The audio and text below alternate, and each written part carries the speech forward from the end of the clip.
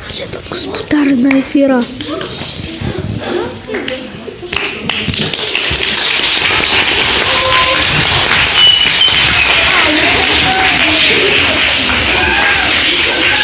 Не толкова голям телефон да ги хвана всичките. Един народ, българския народ, който единствен в света има празник на просвещението. Народ, който единствен в света има празник на посветителите си, наречен Ден на будителите. Кои са нашите будители? Какъв е съветът им към нас и към бъдещите поколения? Аз се Богу моля с тия думи. Боже, на творението и Създателю на свят, видим и невидим, Господ Дух прати в животворящия, за да вдъхне в сърцето ми Слово. Ръце нагоре аз без пир въздигам, от Тебе да получа ум и сила. Кириле, иди в обширната земя и сред славянските народи си реч българи, защото Господ те е определил да ги покръстиш и да им дадеш закон. Азбука нова създали светите братя Кирил и Методий. Едни букви са творили по подобие на гръцките, а други според славянската реч.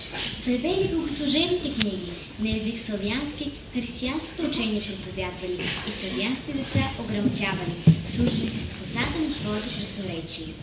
Новата славянска азбука, тя е пътят към Божията мъдрост. Заради това слушайте всички народи, слушайте Словото, защото от Бога дойде. Воли се гостинки всички народи.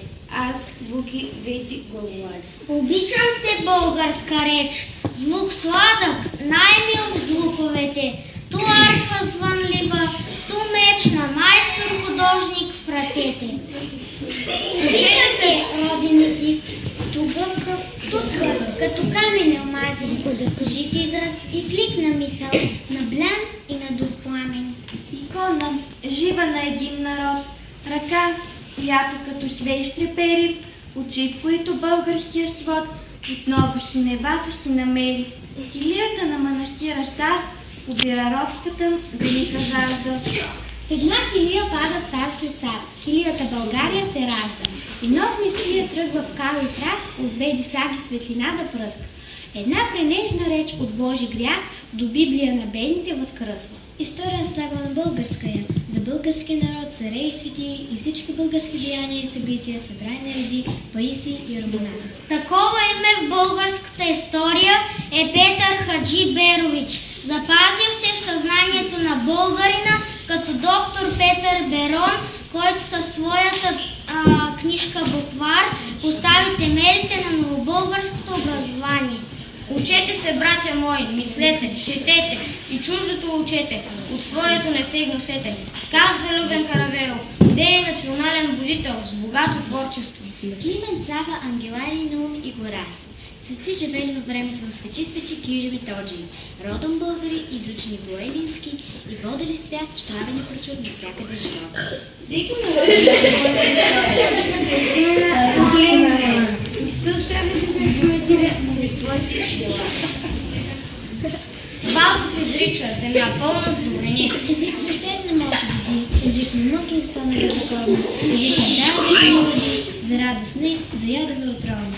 На теб, България свещена, покланям песни си сега, на твоите рани, кръв безценна, на твоята жалост и тъга. На твоите сълзи и въздишки, на твоите страсти и тегло, и на венеца мъченишки, кой грее на твоето чело. Аз народи ти дадох земя на три морета. И своята сила народи ще се разбере от всички родове, племена и кралства в света. България е велика страна, релизна земя с древна история, раждаща велики умове, гордени и бурни личности. Страна дала на света много, но загубила много. Земя като една човешка блаза, но по-голяма, че не се намиза. Мисли сама за че твоите кръви южни, че открима твоя стар Балкан. Да. Братя Миладжинови, изтъкнати български възрожденци, просветители и фолклористи. Орелски криля, как да си метнам, на наши стърни да си прилетнам, на наши места я да си идам. Петко са истини чрез своите слова, те са мъдри навред, его носени по цели свет. Любов са винаги ще пазим сърцата, истината вечна свята.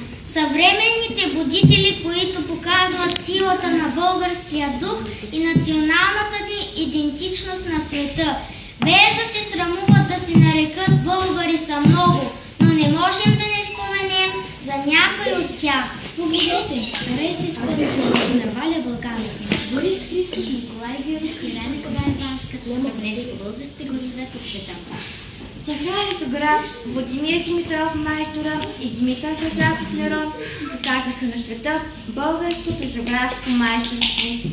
Спортисти не също сред първите. Джон Атанасов е създател на първата електронна изчислителна машина. Професор Петров с откривател на човешкия геном. Дилма Русев, която гордо декларира българския си произход пред 200 милиона Бразилия. Великите личности, които написаха историята, сега граничат само с страниците на учебниците и книгите. Учителите, знайни и незнайни, във всяко време и всяко поколение са безкористни и тихи будители на нацията. Изобщо какво бихме били в днешно време без учител, който да ни учи на четмо и писме? Те, народните ни будители, ще възкръснат, ако пазим спомена за тях в сърцата си.